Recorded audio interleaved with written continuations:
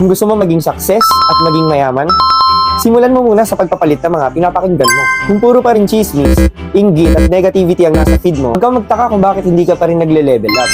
What you feed your mind shapes your mindset. Ang mga content na napapanood mo, ang mga taong lagi mong kausap, yung mga advices nila, lahat doon nakaka-apekto sa'yo.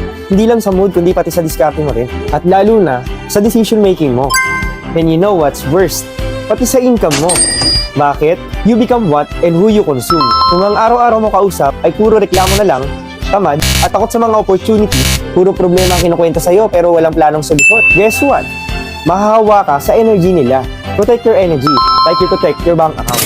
Try mamanood ng mga content o makinig sa mga kagaya nito. Kasi kahit anong galing mo, kung mali ang environment mo, hindi ka uusad. Kung gusto mo lumevel up, surround yourself with positive vibes, good ideas, at mga taong makakatulong sa growth mo. Mag-invest ka sa sarili mo, sa knowledge, sa skills, at higit sa lahat sa mindset. Kaya pumili ka ng mga kaibigan, mga mentors na makakapush sa'yo. Matuto ka sa success ng iba at gumawa ka ng sarili mong path para sa sarili mong success. So yun guys, sabay-sabay tayo mag-success.